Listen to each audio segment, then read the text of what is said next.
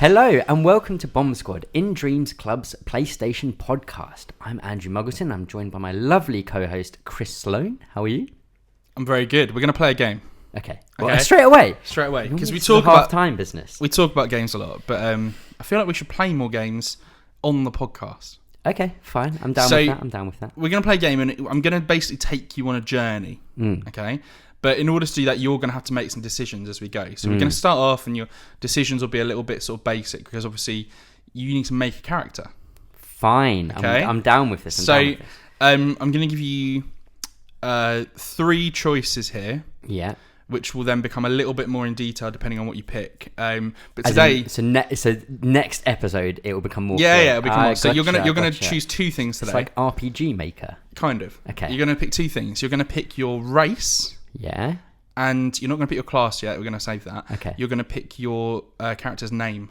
Okay. I suppose you can pick your gender as well. So you can pick 3 things today. So the options are: you can play a human. Yeah. You can play an elf. You can play a dwarf.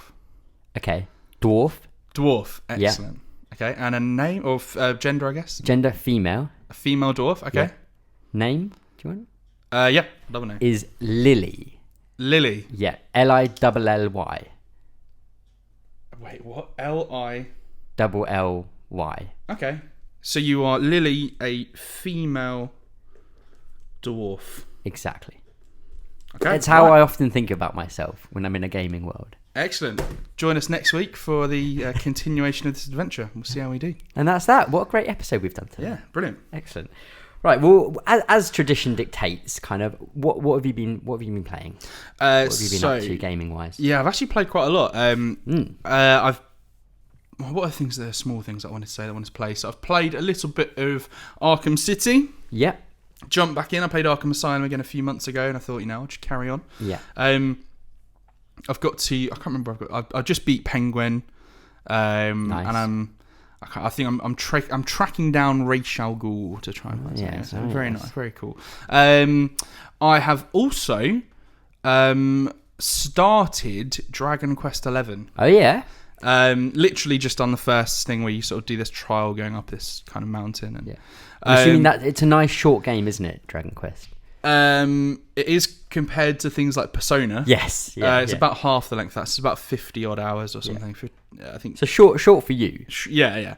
I just I started it off. Obviously, I just thought I should probably give that series a go. Mm-hmm. Can't really call yourself a real JRPG fan if you haven't. No, absolutely not. So, I thought I'd give that a go. And it's very jolly. Yeah. Very colourful, isn't it? Yeah, the how it looks is incredible. It's taking me a while to get used to the like the battle system, because I think you can do a thing where you almost set behaviours of yourself and your party, and then you get into a battle and they just do it. Right. Okay. Or you can be more hands-on. So I'm trying to work out. I'm not really sure that I like the hands-off approach, but I've only got a very small party, so maybe I'll prefer it when I've got a bigger one. The main game that I'd say I've been playing, though, which is a current game that's currently just come out, is The Outer Worlds. Not to be confused with The Outer Wilds. No, that's a game I've not played. I don't really know anything about that. Okay. Outer Worlds. So obviously made by Obsidian, who made Fallout New Vegas. Mm-hmm. And it's basically, imagine like Fallout, but set in space on different planets, and also it's really good. Like Fallout 4 was good, but maybe a little bit underwhelming, and Fallout 76 is also just a massive, like, absolute minefield of a game, which now you can pay monthly for. Yeah, joy of joys. So Outer Worlds, it's really good. I think I'm actually a little bit over halfway in the actual story, but obviously you kind of like the Fallout games, you can side with different factions, and so there's a whole host of the game that I've not seen, because I think there's two main branches to how you can go through it, and I've obviously just gone through one of them. Lots of different kind of decision trees and conversation stuff. I don't think it is quite as branching as like Fallout 4 was, or Fallout 3 maybe, but you definitely make choices, and different factions will look at you one way or another. And there was one I stumbled on a side quest where I had to go and talk to this guy, or go and like threaten this guy to stop doing something. And I just went into this. I think it was like a slaughterhouse. Okay. But like an animal slaughterhouse. Yeah. And I just went in and just killed everyone. But I didn't realise that was a faction, that place. Oh, wow. So literally every single person I killed, it was just like, okay, now they don't really like you. They really hate now they're angry. And now they hate you. Yes, if I mean, I cleared it out, so I'm in no trouble. Yeah. Like, they're all dead. So. And am I right in thinking, I've seen a few people talk about how there's quite a few different options to combat, in terms of you don't always have to fight because of some of the ways you can upgrade your character. You can avoid situations completely. Yeah, you can upgrade your characters, like all the speech skills, so lying, persuasion, intimidation, things like that. So you can quite often just get through without going into combat. But some things you do have to fight. Yeah. So it is good to. I mean, the way you can do it is the game starts off and you obviously boost some skills when you make your character, and whenever you level up, which is really I found it quite rapid in this game, which has been great. Okay. You get 10 points to put into. It starts off and you just put them into like melee or weapon use or stealth or speech, or what are the others? Is it engineering is one? Yeah, well, science, that one, I think it's just science, because that goes into like medical and like things like that, hacking. And then there's one called leadership as well, which I've been putting some points in, but I've not really seen it be used much yet. It's not really sure what the point of that is yet. Yeah. Sure, it'll probably be one right at the end of the game. You need a really probably high one. But basically, when you get 10 points at every level, and I think I'm level 20 or level 21, and you when you get a single thing to 50, so for example, if let's take weapons for example, if you level up the weapons category, then that levels up everything in there. So that's pistol, like hand weapons, pistols. There's 3. It's heavy weapons and something else. I can't remember what the other one is. Somewhere in between. And they all level up. They all get a point. But when one hits 50, it goes to individual. Yeah. So you put your points. You'll choose either hand, heavy, or whatever. And a lot of my things. So you can choose to be very even. Yeah. Which I've kind of done so far, but then you can actually just go, actually, no, you know what? I'm just going to put everything into melee and just run around with. And the melee weapons are awesome in this game. Okay, excellent. And you can do that. And you can kind of play it however you want. You can put loads into melee and sneaking if you want. You can put loads into defense is another one. Yeah. So defense and heavy weapons, and just be a massive tank. You can kind of do what you want. It's interesting to hear that melee's like powerful in this, because often I find with first person games, melee, it always feels a bit weird to kind of be using it, because there's something about being in first person and meleeing something, it doesn't quite work almost. But the moments it looks kind of a bit like Dishonored. Like okay. You've got kind of like long like swords, and there's all sorts of melee weapons. It's really cool. Like I've really, really enjoyed what I played, and especially because I actually really wasn't that interested in it. I think we have you on this podcast saying something about like you just think it looks kind of crap. Yeah, and I'm still not. I think there's parts of the game looks quite pretty. Yeah. When you get to a new planet and you start exploring, you're like, oh wow, this looks cool. But then there are bits like, for example, how when you start having a conversation with someone, the camera just zooms in on their face and they turn and face you directly. Yeah, we're certainly not seeing kind of Last of Us 2 Death Stranding-esque type graphics in this game. It's much more stylized. There's certain things that it wouldn't be able to do, especially because of how big some of the areas are and how much is going on. But it kind of does look a bit like a PS3 game in a way. But like the game's good enough that doesn't really matter. The thing I would say is the load times to go in, because basically you're like, there'll be little settlements there'll be a planet you can go to, and there'll be maybe 3 or 4 settlements where people are with their shops and things like that, where you get quests from. And to go into them, you have to hold, and it will take you to a load screen. Then you go in. Then to leave, you load screen back out to the main hub and all that stuff. Not the main hub, the main world, the main planet. Yeah. That's quite frustrating. Yeah. And it does get to the point where you're sort of like, okay, I need to go through here, and then I'll just check my phone and scroll Twitter or whatever for a little bit, and then.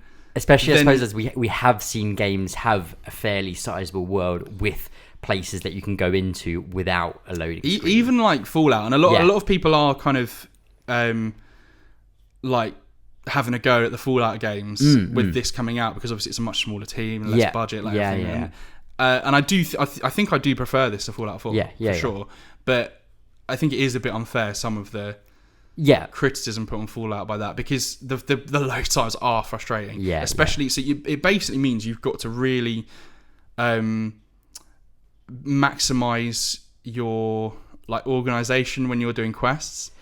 So you're trying to be as efficient as you can, because you don't want to. Yeah, I see what you mean. So I will pick up every single quest in a settlement. Yeah, I'll go out and I'll be like, right, I need to go here. Finish them all off. Finish them all, then go back. And it's frustrating when you get to the time when you they call it transitioning in and out of a place. Yeah, and you'll go in, get all the quests back, out. Yeah, then you suddenly go, oh no, I have to do that quest as well. So you have to go back in and back out, and you've doubled the load times, and it's probably like a minute and a half like load. It is chunky. It is a lot. But the fact that I've not gone screw it. Yeah. I really enjoyed it. Really enjoyed it. And like story and characters are enough, like doing a good enough job of keeping you sucked in. Yeah, I'd say so. Yeah. It's not. I mean, it's very sort of. It's all very on the nose, like sci-fi tropey. Well, not quite. Kind of. It's more. It's kind of the whole idea of the game is that a lot of these settlements are run by this corporation or a couple of corporations that mean that, like, for example, in the first place you go to, one of the first guys you meet is there's a guy that works at this grave site, and you basically have to like pay for your own. There's something weird about how you have to pay for your own to be buried or whatever, and there's a few people that can't afford it, and so. You know, it'll be like you can't die on company time and stuff like that. So it's quite sort of, okay. And the best thing is that I think actually the best thing in the game is your companions. Yes. So you pick I've up. Heard that from people. 1, 2, 3, 4, 5, 6 companions. 6 companions, and when you go out, you can pick 2 of them. Yeah. And they just make everything. So when you have those kind of conversations with someone where you just zoom in on their face, occasionally it will go to your companion and they'll have something to say and it'll break it up a bit, which is nice. And they will have their own quest lines you can follow to the end, which are really good. And the only thing that would be kind of frustrating about that is that, like, if you're doing a quest for them but you forget that they're not in your party, so if say you're out in the world and you choose a quest to go and do next on your journal. If you go there and the person's not there, you have to go all the way back to your ship, swap them in and out, which is more load times. Gotcha. So that can be frustrating, but no, I've really enjoyed this. It's one of my favourite games that I've played that's come out this year for sure. Fantastic, excellent. Well, I have been continuing my journey with Red Dead Redemption 2, having finished The Witcher 3 earlier this year. I was kind of like, I can't deal with a big open world game for a long time. So I've kind of finally got back round to that over the last couple of weeks. And it's been fantastic. It is such an unbelievable achievement in gaming. The attention to detail, the level of detail in almost everything in the world is, there's so many moments when I kind of just stop and I'm going around and I'm just like, I kind of just like sigh. I'm like, how is this even being thought of? Or like, I don't say why is this in the world, but I'm like how did they do this at points? And I do often in like the vistas, you kind of walk out on a bit of a cliff top or something, you just look out and I'm like, my God, this game is incredible. Sometimes when you get up to the close bit, you can be like, oh, I can see that other games are better in like certain facial stuff and stuff like that. But some of the grand scope of the game is unbelievable to look at. Really enjoying the story. I think I'm almost about halfway through or so, and I've been kind of playing in this. I don't think I've ever played a game like this that's not an episodic game, but I've been kind of playing it like every single day, maybe hour and a half, 2 hours, kind of hour to 2 hours, maybe 3 hours, kind of in chunks. And it's kind of what's ended up happening, especially in the way the game's structured with its missions, is I've kind of ended up doing like maybe like say 4 different people's missions, and it's ended up being almost like a TV show. Like I'm watching like an HBO show, which is kind of an hour and a half, 2 hours long, and these little nuggets of these kind of Western and it's I'm really enjoying it and can't wait to see how it goes and where the characters go and where the story goes, because I've already seen a couple of the moments happen where I've gone, man, that I wouldn't say it surprised me, but I was kind of taken aback by it, and I imagine there's going to be a lot more of those with certain characters. One of my favourite things about that game that I don't think was mentioned much is just the way that it. So obviously, when you're just riding around or you're going from place A to B, there'll be bits that happen in the world. So things are like there'll be someone at the side. There's the famous one that was in all the trailers and that, where the guy was like bitten by a snake and he wants you to like suck the poison from his leg or whatever. And I love how, so when you start playing it, it's like you might think, oh, I want to be really good. I want to like help everyone that I can. Yeah.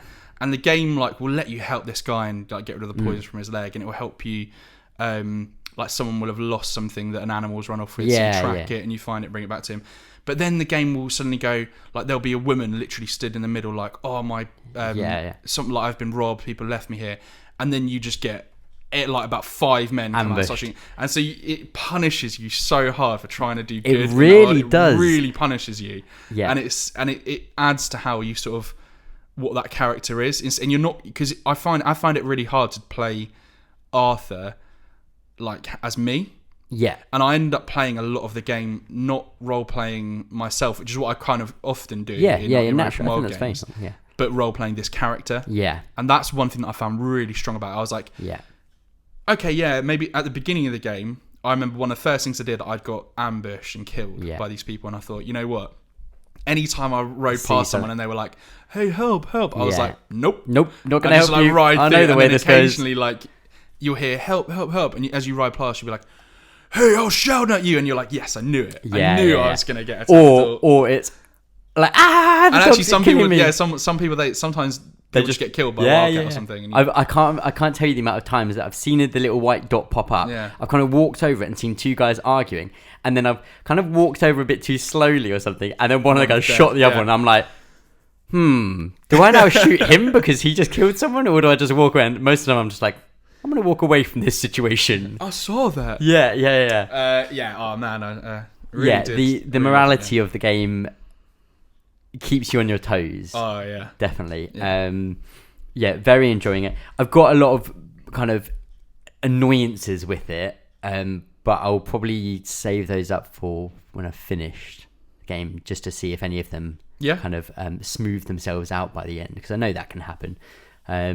One though, which I will mention, which at times drives me insane, it's a small thing, but my God, I get so frustrated with it, is every time you come back to your camp, the speed at which you can walk in your camp, I want to rip off my face and throw it across the floor at times. I'm like, just fucking sprint, get across. If you go too into the area of the camp, you're like stuck in that speed, and I'm like, come on. But yeah, absolutely loving it. It's an incredible achievement. Fascinated to see how it plays out. Awesome. Right, let's get into a couple of bits of news of things. I've kind of gone through some of the news of the week of just things that I think are relevant and interesting, as always. So, first of all, one thing which was a sad bit of news. Oh, yeah. Sad, but at the same time, it is good. Is The Last of Us 2 being delayed. Yeah. After like a month of them coming out of their big reveal and showing off the date, it's now been delayed till the 29th of May 2020. They said they kind of, after getting so close to the end, they could just see that they need a bit of extra time for it, which with that game, as with every game, just take your time. Yeah, for sure. Take your time. I understand there's financial pressures that they have to get certain games out and do certain things, but... Well, they're scared of Doom. That Doom maybe. But yeah, so that's been delayed. If anything, it just eases off our kind of February, March time. Have you got Ubisoft in there as well? No, I haven't actually, which is a good point to make. Well, it's almost delays. Like they've delayed like everything. Yeah, so Watch Dogs, Gods and Monsters. Yeah, I'm sure there was something else they delayed. Was there a Tom Clancy game? Oh my goodness, why can't I think? There was definitely. I think there was. Yeah, part of that was because of the massive backlash to the Breakpoint. Is it Breakpoint? Breakpoint, yeah. I think they kind of said we know we need to have more time to fix this, basically. So they're kind of trying to double down on that, I think, because I don't think a lot of companies now are seeing. It was Rainbow Six Quarantine. That's it. Yeah. I think people are seeing certain things like Siege and like No Man's Sky and things where if something does come out and it's not that well received, you can keep with it and you can get back that goodwill. So maybe they're seeing that and they're going, right, yeah, Breakpoint wasn't well received. Let's try and stick with it and try and make something of it. Yeah. But yes, they pushed back the rest of their games for the next fiscal year, I think. Yeah, which means they're going to be in April to April. Yeah, which means they'll all be out at the same when the new consoles are coming out. Yeah, so I think we'll probably see something like Watch Dogs will come out before the new consoles. I could see is it called Gods and Monsters? Gods and Monsters, yeah. I could see that maybe being pushed back to the next console. Yeah, maybe. Or something like that. But yeah, so delays, all right. That all happened within the space of like one day, didn't it? Yeah. I think all of those were announced as delays. But if anything, it eases kind of the beginning of the year. I mean, I'm happy, obviously, The Last of Us, because you don't want part of that to come out and be not as good as you want it to. Yeah. Like with Ubisoft, they just put the same stuff out every year anyway. Exactly. So why can't they just copy and paste the code, put a different they're just reskinning something where they've got to add, like, for example, what are they going to do with Gods and Monsters? Just add a tower that you climb and you unlock part of the map. Like, yeah. Fucking loud Zelda. Yeah. Other things we've got here, there was a new Avengers trailer. Yeah. Which shows off what the game is about, what you're doing in it. The trailer starts with, Avengers is a third-person action game. And you're like, this is how it's going to be playing out. It's kind of like, if you need that kind of trailer, maybe there's some slight issues. I watched it and my eyes rolled over so hard with how... I think we were kind of saying earlier that it just looks kind of like a reskin of 3 other games out right now, or at least Destiny 2 and Anthem.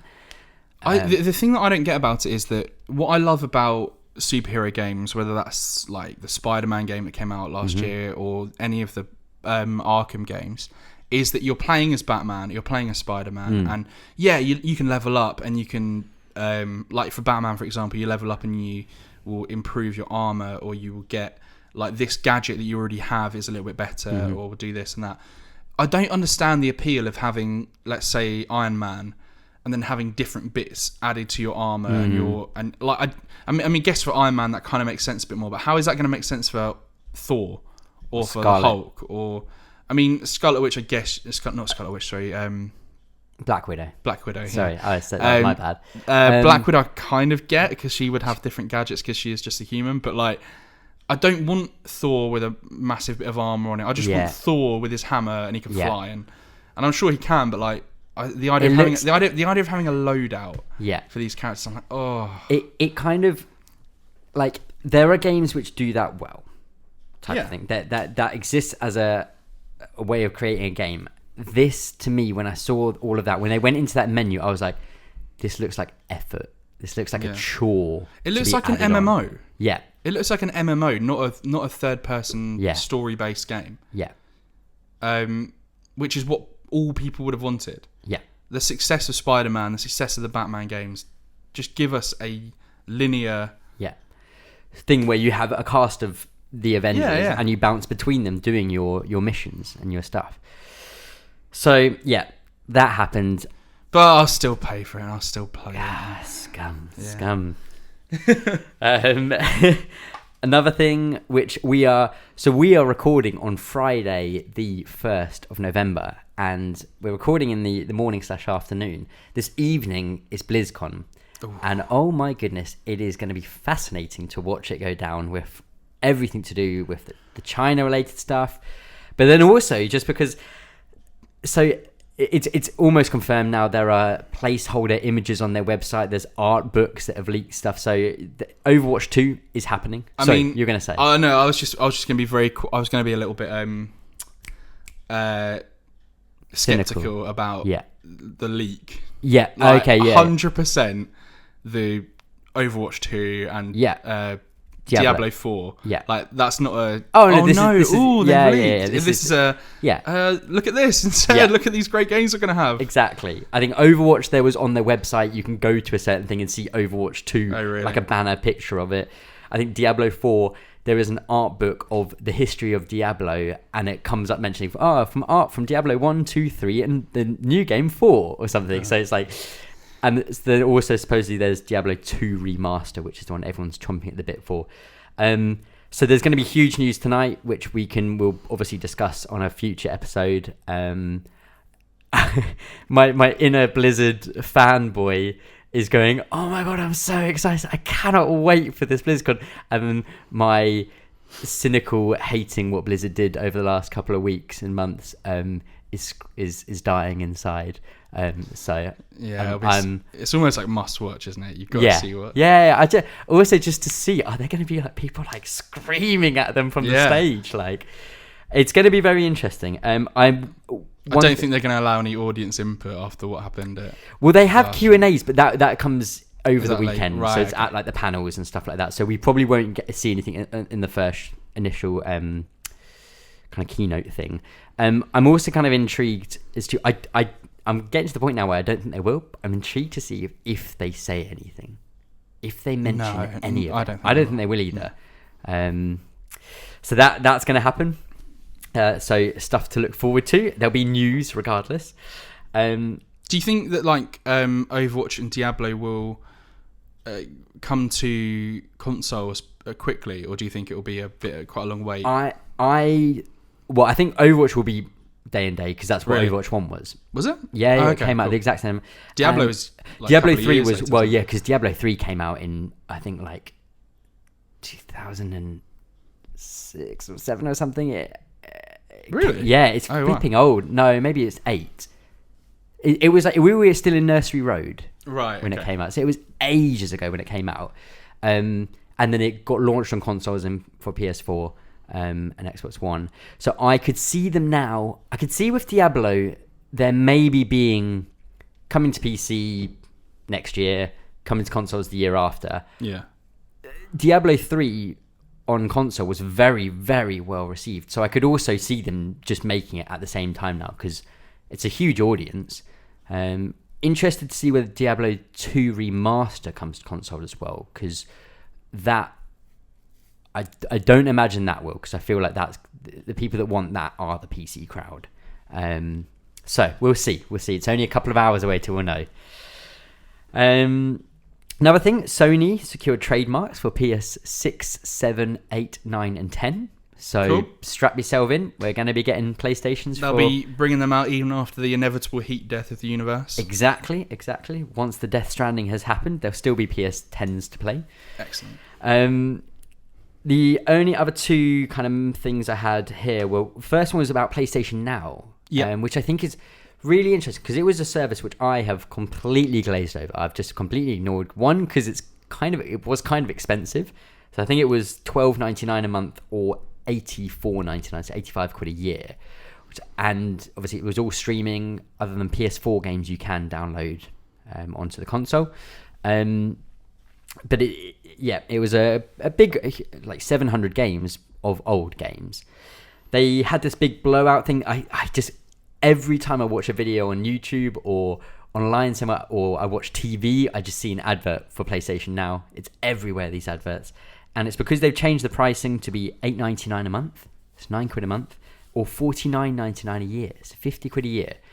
And they've started to now include a couple of high-profile games for limited periods. So right now you've got God of War, GTA 5, Infamous Second Son, and Uncharted 4, which stay on there until the 1st of January, I think, or 1st of February. Pretty good games there. Yeah, so they kind of come on for about 3 months, and every month they'll add some more high-profile games to it. So it's not as good as Games of Gold, because that comes with like brand new games. First party games come straight away to it. But adding in third party ones is interesting. GTA 5 is still one of the biggest games around, plus a couple of great first party games. So I'm interested to see how this is in 6 months, whether this is kind of going to be something that you kind of have to subscribe to because of the service it's giving you. in advance of PS5, are they going to really compete with Games and Gold and start putting first-party things on there to keep competitive? Who knows? Well, it's one of them where like you think if you were Sony, you'd be like, we don't need to. Well, that's the thing. Like Spider-Man, do they like, need to? Sold a crap load, yeah, and that was just people buying the game as it came out. Like. Exactly. So I think until they feel the pressure, I can't see them putting their own first-party games on like day. I mean, it's kind of like it's basically £100. It's £100 a year for PS Plus and PlayStation Now, isn't it? Yeah. So if you get 2 brand new games that come out on launch that you're interested in, then you're covered. But again, it's whether those are ones that have come out that year. That might be the one. If it does do that, that might be a You kind of have to do that. I think then it becomes a service that you just have as part of your PlayStation. So that's that. And the other thing I wanted to chat about news-wise was Dragon Age 4. Oh. Now, some news came out that they were saying that it won't be released before the fiscal year 2022, which is basically means from April 4th, I think, 2022. It will not be out before then. Yeah. So, first of all, how does that make you feel, Chris? Okay. The resident Dragon Age buffoon. Buffoon? No, not buffoon. Boffin. I don't know. I don't mind. Okay. You know, they did a weird little trailer, didn't they? It was like just after Anthem bombed. Yeah. And they were like, well, please be excited. We've still got stuff Dragon coming. Age. Yeah. I'm okay. I would love to obviously just play it. Yeah. I'd love to play it now, but what? Yeah, I'd rather they took the time because you think, you know, they just had Anthem. Yeah. Just before that, they had Mass Effect Andromeda. Like, yeah. Times be tough. Yeah. At old BioWare. So talk to me. So with Dragon Age Inquisition was the last Dragon Age game we've had. Okay. And what's your overriding thoughts on that game now, having it been kind of five or 6 years now since it came out? Yeah, I think it was really good. Okay. I just think that the story wasn't that exciting. I think that's the thing. If they can get a really cool story, and like obviously update everything, but like kind of keep like Dragon Age Inquisition was big, and it was you could be any character that you chose. Mm-hmm. This huge cast of supporting like people, party members that you can bring in and swap out, and you can romance anyone you want, and like very open. Very very open about that. Like it's any kind of choices that you could make that you could go one way or the other. Like keep all that. You can be any class you want. Mm-hmm. Obviously, keep that core idea. Okay. Get a really good story going. That's all we want. And then meld the two kind of into The worry is from, you know, the last time they spoke about it, saying, "Oh, it's going to be like a live game." And I think they've mentioned that. I just don't. That just turns me off completely. Yeah. Like I don't want that. I just want a game with this story and this. You know, it will have a huge open world. Of course, it will. Yeah. Yeah. I don't know. Okay. Like. I can see where you're wanting kind of from it. And I think I can almost guarantee you that you will get what you want. Well, yeah, I hope so. Yeah. No, I can guarantee it. I just think that what a massive mess they've made recently that they have to flip a little bit and. Yeah. So. Okay. We got another thing we're going to talk about, but before we do that, we're gonna pause and we're gonna play a game. Yeah. Okay. So. It's an old game. We haven't played this game in a while now, but we're going to play Boss or Dross. The classic. So now you just put in the you put the theme music that you made for Boss or Dross in here. Okay. Was that it? Okay. I think it would have finished by now. So if you want to come back in at this point, so I'll come back in now. Now. Okay, Boss or Dross. So obviously yesterday, as we're recording, yesterday was Halloween. Indeed. So I have picked 10 bosses from scary games. Oh, spooky. Spooky, scary games. But as you'll remember from the last time we played Boss or Dross, only some of them are real. Ooh. Only some of them are real bosses. Some of them are Dross. Utter Dross that I've made up. Yeah. So we're going to go through this list. Mm-hmm. You will get a point if you can tell me Boss or Dross. Yeah. You will get a bonus point if you can tell me the franchise that the boss is from. So it doesn't have to be a specific game. No, and that's partly because some of them I didn't write the specific game down. I've got you. So just the franchise is enough. For this episode of Boss or Dross, we're just looking for franchises. Yes. Okay. So I won't tell you how many points are on offer because that would give away how many are real and not right. But correct. Yeah, you get it. Okay. So I'm with you. I love our arbitrary scoring systems that we come up. It's always out of 15 or like 12. It'll be this will. Yeah, I'm not going to tell you, but it will be out of a very weird number. So, boss number 1. Okay. Or Dross number 1. Yeah, I'm ready. Is Albert Wesker.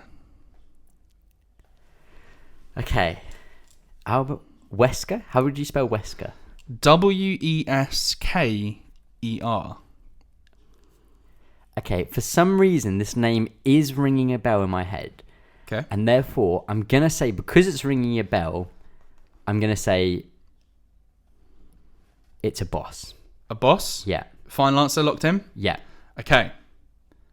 Albert Wesker is a boss. Yes! But, so you get 1 point. Okay. Can you double your points and tell me the franchise that Albert Wesker? Japanese German? He's like Albert Wesker. Looking at pictures of him, he might well be. All right. I'm going to go with, and just because it's on my mind, I'm going to say it's from the Red Dead Redemption franchise. Red Dead Redemption franchise? Yeah. You're wrong. Okay. Fair enough. I think I knew I was going to be wrong on that one. Especially because they're all from horror games. Under Nightmares? Yeah, but come on. I should have thought about that. I wasn't even thinking about the fact that it's horror games. Very silly. Yeah. You've lost a point for silliness. Well, did I lose a point? Or did I lose an opportunity? Number 2. Where was it from? What was the franchise? Oh, sorry. Resident Evil. No, I don't know which one. I'm going to guess 4. Yeah. I'm going to guess 4. I don't think I would have got that. Anyone wants to correct me? Go for it. Yeah. Don't at me. Number 2 is Gangrenous Pete.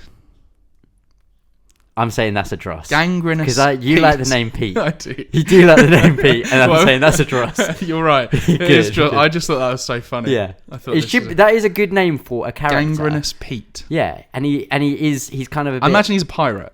Yeah. But he's got gangrene. Yeah, and he's kind of getting mouldy. I feel like we're starting off quite easy. So we'll carry. There's another easy one here that you'll get. So number 3 is Pyramid Head. Pyramid Head. It's quite a basic name. Yep. I'm tempted to go that is a boss. Is that your final answer? That is my final answer. You're correct. Yes. Pyramid Head is a boss. So to double your points. I know the whole time. What? Nothing. Just talking to the audience. So you double your points. Can you tell me the franchise Pyramid Head is from? Yeah, I reckon it's Silent Hill. Good. Silent Hill, Pyramid Head.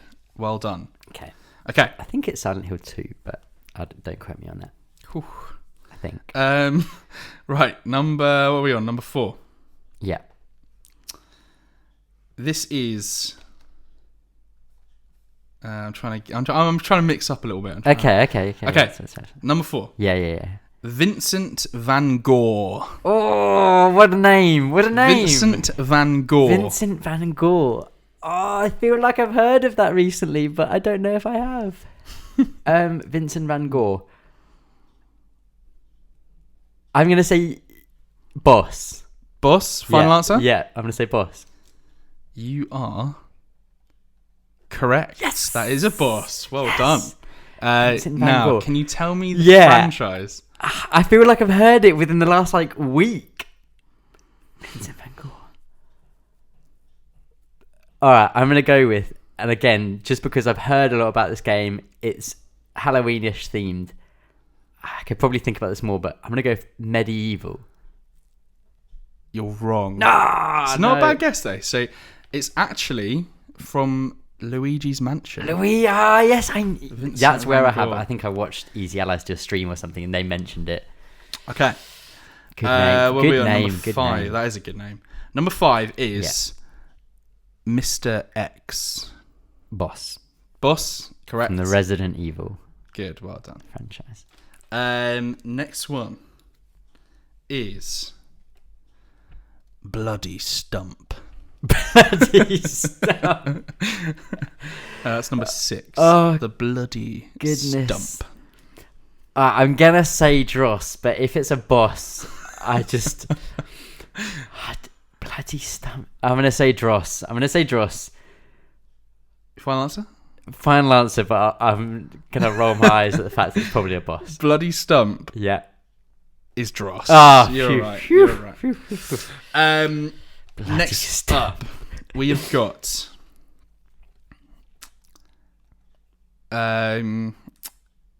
The Unmoving. Unmoving. The Unmoving. So spooky. It's number 7, I think. We're on. Yeah, it's quite a classic name for some sort of boss. But I'm gonna kick the trend Kick the trend. and say Dross. Because I think there's a lot of something, Mm-hmm. but I'm thinking the Unmoving, no one's that stupid What? to call their boss the Unmoving. So I'm gonna say Dross. Gonna say Dross? Yeah. Final answer? Yeah. You're correct. Yes! Well done. See, I'm basically a game Not designer. a huge fan that you implied that I was stupid for calling one of them moving there. No, it's an excellent name, and I hope it would be like a wall. So it's like so literal. It's literally, yeah, It it's just just a wall. doesn't. It just doesn't move. You just have to like walk around it. Number 8. That's a good idea for a boss. It's a boss. It comes up for like health. It's got a health bar. Music, everything. You just walk around it. That's it. Done. You don't even fight it. You just walk around Nice. it. Nice. Number 8. Yeah. How many more are there? There's 10. Okay. Cool. Stefano Valentini. Stefano Valentini. I don't know, and therefore, I'm gonna say boss. Boss? Yeah. Final answer? Because I don't know, I'm gonna say boss. Correct. Yes. Can you tell me the franchise that it's from? I'll be very impressed if you get this. What was the name again, sorry? Stefano Valentini. All right. I'm going to go with Devil May Cry. Devil May Cry. Yeah, it's kind of horror-ish. Not really. It's kind of scary. You're wrong. Okay. It's from The Evil Within. That would have been that was going to be my backup. Okay. Next up is... This is a group. Last 2 are groups, by the way. Ooh, okay. Number 9. Bonnie, Chica, and Foxy. Oh my god. Bonnie, Chica, and Foxy. Well, I don't know it. I can't think. Bonnie, Chica, and Foxy. Bonnie, Chica, and Foxy. All right, I'm going Dross. Dross. Yeah. Final answer? This time, because I don't know it, I'm going Dross. Final answer? Yeah. You're wrong. Fuck. Oh, do you know it's the first one you actually got wrong? I think No, didn't I get the first?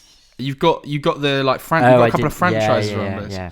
Damn. Now this is real, and there's actually 4, Okay. and I didn't name one of them. Yeah.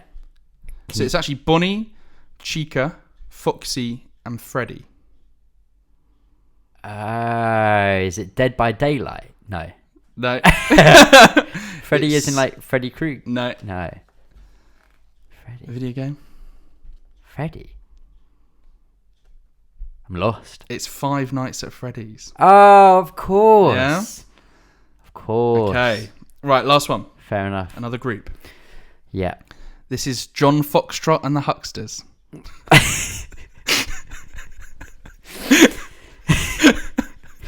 Oh, I don't know what to say. I can't tell if I'm being trolled or not. All right. I'm going to say Dross. Dross, you sure? Yeah. Final answer? Yeah, I'm going to indulge you with your wonderful naming. Yeah, it's Dross. Yeah. Okay. Right, so it's out of 16. Okay. You want to know how you did? Yeah, go on then. Okay, you got Final score. Yeah. 11 out of 16. That's pretty good. Some could say that's like over 2/3 of them right.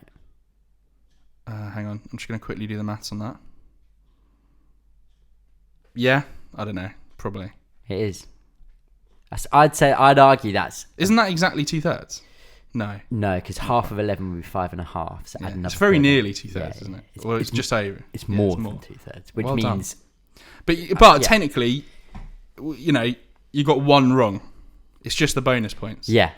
So, I've got to be honest. I just need to play more horror franchises. I'm not actually very good at horror games, if I'm being honest. I'm not that up to speed. John Foxtrot. I'm surprised that you got Gangrenous Pete right. I was hoping you were going to... Yeah, I was thinking it could be like a SpongeBob, like a horror SpongeBob SquarePants villain. I think I answered that one quite quickly. Bloody stump. I ran out. That was the last one. I was running out of... I think I answered it quite quickly about Gangrenous Pete, but really in the back of my head I was thinking, I fucked up here. This is a boss, isn't it? This is a boss.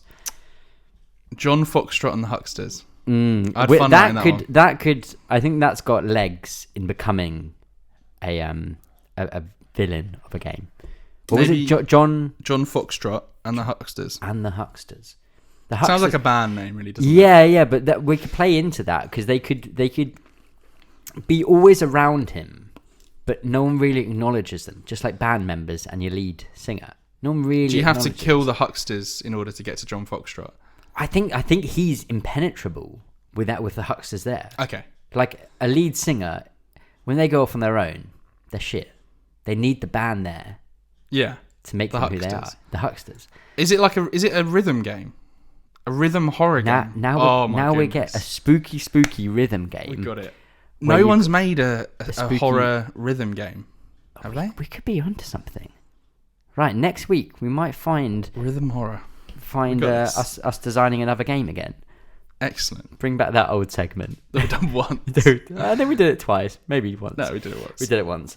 Okay, right. Well, thank you very much for that. It was good fun, and I've learned a lot about horror games. I'm glad. On this most spookiest of days. Although it's actually the first. It's November now. Yeah. Well, with it being the 1st November, people may be thinking, hang about, Andrew. One of your most anticipated games of all times is Death Stranding. And something was happening on the 1st. At 7 a.m. local time, the reviews for Death Stranding came out. Damn. And I think I'm going to cancel my pre-order. Oh my goodness. For me, it was 98 or cancel. 98 or bust. Yeah. And it hasn't done that. So I'm disappointed. I'm trying to put on a brave face and keep smiling, but I'm crying. I'm so sad. Well, the reviews are out. It's kind of in the mid 80s, which is a great score. It's getting really good reviews. Yeah. Really positive reviews. What I found so fascinating and just kind of, I know we've spoken quite a lot about reviews between us two, like personally, and I think we'll keep doing that, especially here. But I found it so fascinating, the conversations around these reviews and what's been said in these reviews. Like, you've got people going, this isn't just game of the year. This is my game of the generation. This is the most important game I've ever played. Like, literally, people are saying that at big outlets. And then you've got people saying that it's dull, boring, and pretentious as hell. And I'm like, I love the fact that this is ridiculously polarizing opinion on either side of this. It seems obviously with the score that generally people are more positive than negative, but it's not the overwhelming all across the board 10s and 9s the whole way. There are lots of 7s. There's quite a few 6s out there. I even saw one 3.5 out of 10, which I thought was a little suspect, but each to their own. Yeah.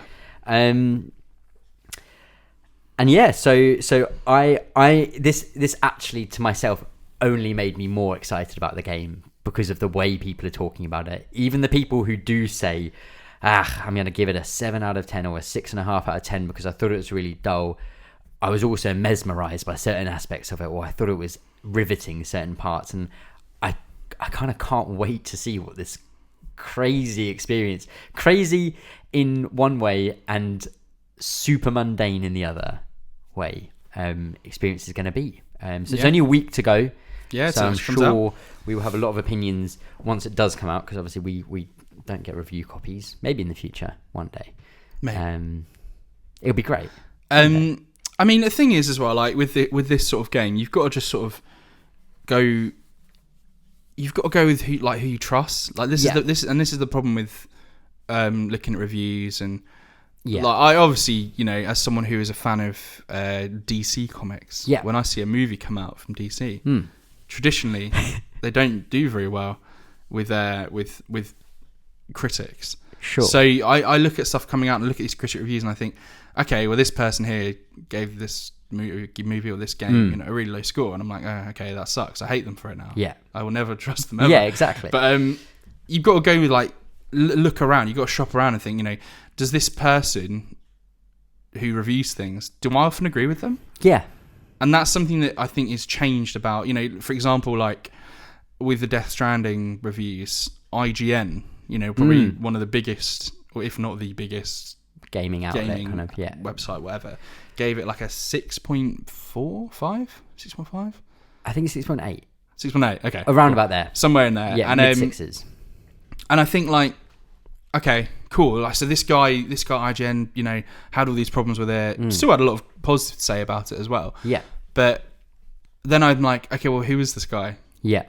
And what has this guy reviewed before? And I didn't click on his name, so I didn't really care that much. But I think I did see some people talk about some of the reviews that he's done, and they have been quite opposite opinion-esque type. Right, which is fine. I'm not like saying this guy's wrong for saying that. No. It's more a case of like, well, the problem is a lot of conversation will stop by saying, oh, IGN gave that less than a 7. Yeah.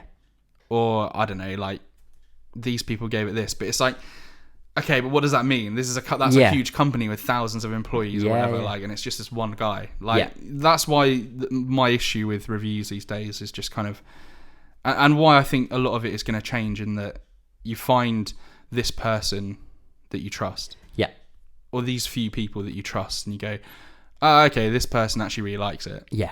And I know that I've liked stuff before that they've liked. Or you look and they go, they're not really that into it, but I know before I've not really agreed with them on this sort of game. So I feel like it's the nature of users changing. And I think the fact that a lot of sites that like, trying to think off the top of my head, I think Eurogamer. Yeah, Eurogamer do a basis of avoid, then nothing, and then recommended and essential. And Kotaku, whatever. They don't give a score, they just give negatives and positives. I think more and more places are starting to do that, and that's such a positive. Yeah, absolutely. It's such a positive because, like, and I mean that will kind of take away from places like Metacritic, who are going to just basically lose out on huge. Because how do you put, I recommend this, into a number out of 100? You can't. Yeah, exactly. So which I think is a great thing. Which is good. It's so positive because there's been so many times when I've logged in the morning to when Batman v Superman comes out and gone, oh, for fuck's sake. Yeah. Like, I've just been very angry at people. Yeah. Whereas like, that's going to start being less and less relevant to people. Yeah. Which I think is a really positive thing. I actually I completely agree. And as much as I'm a bit of a scoring fiend. I love a score, and I love looking at a score and kind of gauging what the perception is based on that. I do 100% agree that broad strokes, it's a negative thing. It's a negative thing to assign a score that's been kind of aggregated by a load of people. I think the way Metacritic does it is especially egregious in that it weights people's score. So, for example, on Death Stranding, IGN gives it a 6.8, and someone else gives it a whatever the opposite other way is. So let's just say they gave it a 10. The score would not land in the middle of those two. It would be significantly lower towards IGN because they are considered a mega corporation for reviewing. So theirs hold more weighting for their score. I don't know the algorithm they use, but that 6.8, for example, will drag the overall score significantly more down than like a couple of 10s by smaller outlets. Yeah. So that I find is terrible, the way it does so. I do agree in that we need to move away and wean ourselves off the score-based thing. I find it especially hard though, because for me it's that confirmation that everyone likes what you like when you like something, and it's kind of that if you love something, you're passionate about something, you're like, I can see it being held up on a platter because I can see it's getting these incredible scores, and therefore a big subset of people are loving what I'm loving or that I'm passionate about. So it's such a simple way of getting that fix in your own mind of being like, everyone's loving it. I'm so happy that everyone's enjoying it. Obviously, that's a very simple thing and not substantial in terms of, is this a good game or not? It doesn't mean anything whether it's a good game or not. And like, and that's the problem. Like, what does that even mean? Yeah. Like, I could sit and play a game that is not traditionally seen as very good. Yeah. And absolutely love it and have like the best time. Same with movies, same with TV shows, whatever. So I'm trying really hard these days to be really kind of to not. I mean, obviously, I will look at Metacritic. I will do this, but not let that get to me a lot. Yeah. Because at the end of the day, if I really enjoyed Batman v Superman, I don't really give I do, but I just don't want to give a fuck about what these 30 critics said about it. Yeah.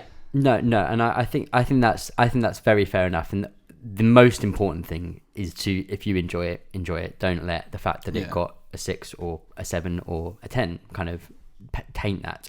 I think once we do move away, if we can begin to move away from that kind of scoring system to a more broader recommendee type thing, then you I think what you were saying naturally about following someone specifically that you have generally agreed with, I think it's also important to every now and then dip into people you don't agree with and just see the other side of the coin, because I think it's very easy to also wrap yourselves up in a kind of bubble of only the positive things, and then it's sometimes good to get that kind of opposite opinion just to kind of keep you on your toes a bit with everything. One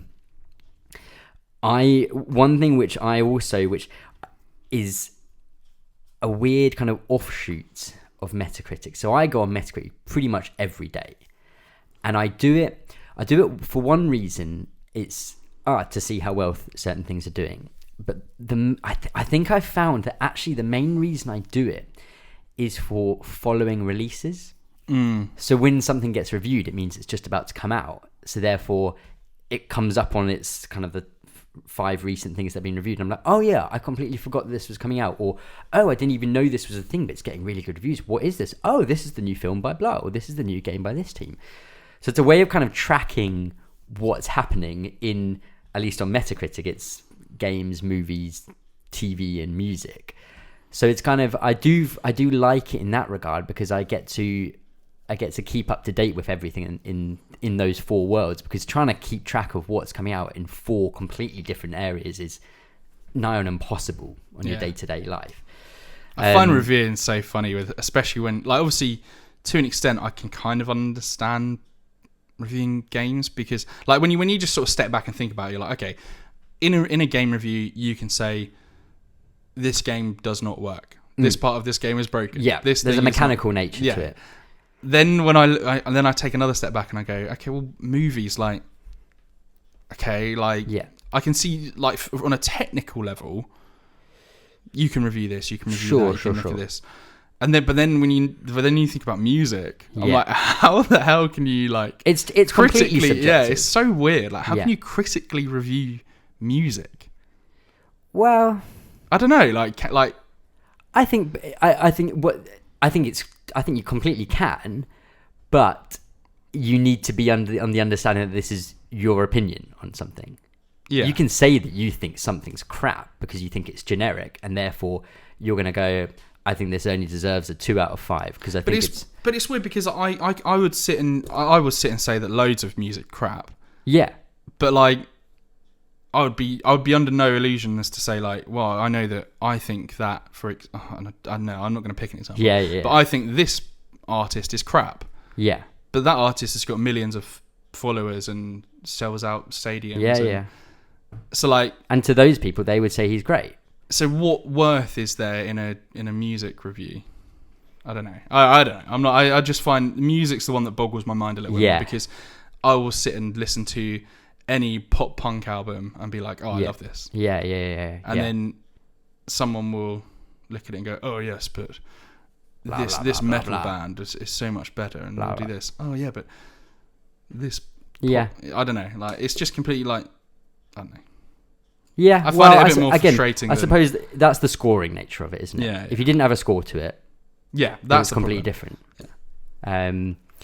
I suppose the more subjective something comes, the harder it is to put a score to something. And that's where a lot of it. That's where a lot of it I find comes down to, is obviously with these kind of things, when it's any sort of art that you're talking about, it's completely subjective. There are mechanical natures to it, as we were saying, like with a game. The game can be broken. I think a good example of that right now in the kind of conversation is the new WWE game. Yes. Is it 2K20? Is that what it's called? 2K20, I think.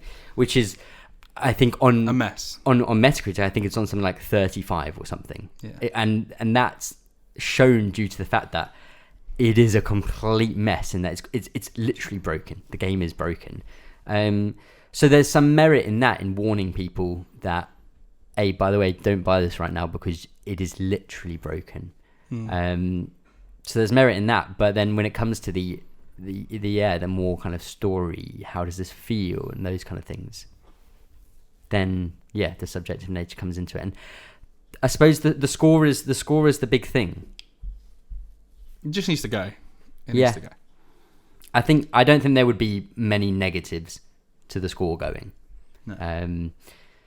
I think do you feel the same way about this as with, for example, like an end of year game of the year, or is that a bit different? Because I feel that's different for me, because I think I would love picking a game of the year, something which I think has been my favorite thing that I've played out of a list of however many games that I've played. But that's only because I'm, again, myself subjectively saying I think this was the best thing. I think if awards of some sort, whether it's an Oscar or whether it's literally just writing on a website, I thought this was the best thing that happened. In one and the same kind of, I know they're given different weightings, but for me, if I was to say then, if I couldn't give an award to something and say I thought this was the best thing, then I don't know how I can say it's the best thing, because I don't know. I go really back and forth on it. It's just, especially with things like the Oscars, that is like. Well, that's because, once again, that's so kind of boosted up to an elevated nature where it takes on more than just being considered. They're just so dodgy how they're picked. Like, that's part of my problem with them. Yeah, sure, and that's. I don't think there's any issues with saying that at all. I'd rather it be kind of like a public thing in a way, somehow, like kind of, because the Game Awards is not. No, the main they either have an influence on it or they have their own categories. I think you can vote. Yeah, I remember. But it's only like half the vote. So like they still have a They still have a panel. That's better. At least that's better than the way the Oscars is done. Yeah. I think if you can have an input of the mass public, then that helps. That helps that. Yeah. Well, that's where we're at. Basically, don't buy Death Stranding because it's going to be bang average. It's bang average. Absolutely, buy Death Stranding. We need to support unique visions in gaming. Yeah, definitely. We're drowning in generic copy and paste situations, and we can't have the gaming world drowning in copy and paste games that come out every year that are the same, where you go and you assassinate someone and you wipe a feather on them and they die. Exactly. And that's one last thing. I need to reserve full kind of comments before I actually play the game. However, from the outlook, from looking into the game and seeing everything about it so far, like, people can have issues, but my God, do we need games like this on the regular? Where you micromanage weight distribution. Exactly. Why can't we have that? I'm just trying to wind you up. No, absolutely. But it's the whole point of the game is not to kill people. Like, where is? I thought the idea was to connect to connect the strands. Exactly. To connect the It's nation Stranding without killing people. We're meant to connect and be good to each other. Like, where is the other mega blockbuster? Isn't there a bit where you get a machine gun and you start just like wiping people out? Well, you can, Yeah. but that's not the intention. Don't smirk at me. Okay, Don't cool. smirk at me. No, you get, actually, to be fair though, you do get machine guns, but they will have non-lethal rounds. Or even in the parts in where you're in like Hades and that. Well, yeah, but that's like the undead. Ah, okay. That's different. But does You don't it want to kill people. Does it just fall back on? Who knows? We I'm don't know what the just trying game to is. wind you up. I've not played But it. Right. where is the mega AAA huge budget game that can boast that as its? Yeah. What's a AAA game that its focus is non-violence Yeah. and helping people? Yeah, exactly. It doesn't exist. I don't think. I can't think one off the top of my head. So that's the kind of thing I've always been a big advocate for, and I kind of the term I kind of give to it is kind of rough diamond games. So games which I think are like a diamond, but they're a bit rough around the edges, but they do something different and special. And this looks like the biggest diamond I've ever seen, and a very rough one at that. And I love that about it, and I can't wait to play. So next week, the 8th, is when it does come out. Yep. I'm sure we'll get some thoughts from you in a couple of episodes' time. Yeah, probably a couple of weeks. I think it's meant to be the kind of 35-hour mark for the story. I think people have played for even longer than that, just playing. So I'm sure it will take a couple of weeks, but I'm very, very looking forward to it. I can't wait. And I just want to see, as a huge fan of Kojima, I just want to see the conversation continue with this game, and people continue to be talking about and the buzz around it, because it's been such an absolute journey up until this point, from the day it was announced, from even before it was announced with MGS5 and him leaving Konami up until now, PT, and then all the way up until here. It's been such an incredible journey to follow along. I'm kind of sad that it's almost coming to an end. I kind of don't want to play it because I don't want it to be the end. I want to keep it going. But we're nearly there. And I can't wait. Oh my god, that was a loud door outside. It was a BT. A beach thing. Hold your breath. Right, bets. Last week. Yes. Last episode we had a bet about the Open Critic score of Medieval. Yeah. Now, Medieval, a PS1 game. Yeah. A remake. Anyway, yeah. I guessed that it would be around 77, and you guessed it would be about 80. I think you've actually got that wrong. Really? My fine sir. I guessed 77. You guessed 80. Damn, I thought I was going to sleek that past you then. We logged on today. Had a look at the score. What is it? 68. No one buy this terrible game. Boo, boo, boo. Joking. No. Yeah, I guess we both did considerably over egg it, but I slightly over egged it a bit more. Yeah. So I think that means that I get the point. Which if Gryffindor gets the point. Gryffindor gets the point. Yeah. Which, if I'm also not mistaken, means that I've won the last 2 in a row. So I'm smelling like there's some Dumbledore bullshit going on here, where like no, Gryffindor's losing, he's just going to come out of nowhere and just give you a load of points. I'm not really feeling this. Probably. So, the next one is worth 50 points. Is that what we're saying? No, we're definitely not saying that. So the next bet. Yep. Hit Death me with Stranding. It. Yep. We are Keep going on the Death Stranding to pick train. A review. Now we're just going to pick. We're going to go to Open Critic. We're going to pick the review that just comes up top. Yeah. So I don't think it's necessarily like the highest rated. No, rating. it seems when we've looked at it just now, it kind of looks as though it's up and down. Yeah. So we're going to pick whatever review that is. Mm-hmm. We are going to count by hand how many times the word deliver or a subsidiary of the word deliver. So delivering, delivery, delivery, Deliveroo. Deliveroo. If Deliveroo pops up. What if there's an advert for Deliveroo on the site? Oh, God. No, we're going to only take the main body of text. So any word with deliver in it. Yeah. we're going to count up how many times that is in that review, and we're going to guess how many times it comes up. Yeah. So, Team Gryffindor, Andrew. Yeah. What's your guess? My guess for this is I'm going to go with 12. 12. Right, I'm going 12 11. delivers. I'm going 11. You're such a cheeky bastard. I'm not having this. I want to win this. I feel like... God, I really hope this review is like a 3 out of 10 review. And There's they're just just a like, this is just a fucking delivery game where you got to deliver this and deliver that. Either you There's just a delivery paragraph with the word deliver, full stop, over and over again. So some could say I've got the high ground. Oh. Oh. Don't try it.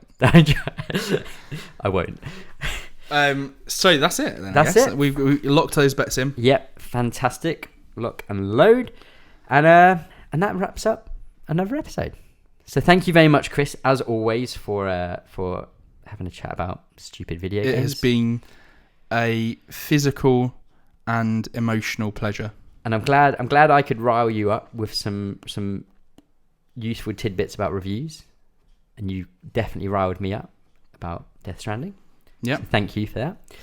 And guys, do check us out at Let the Robots Out. That was our old podcast from a long time ago. I don't know why I've got that on the brain.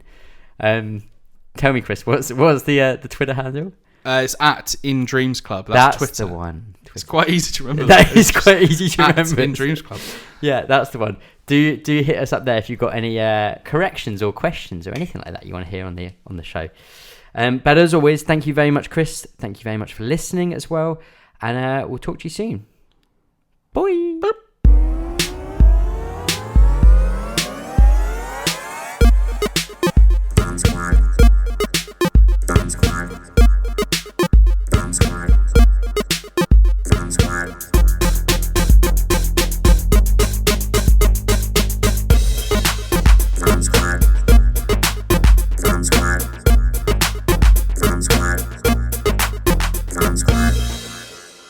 It just started coming out of my mouth.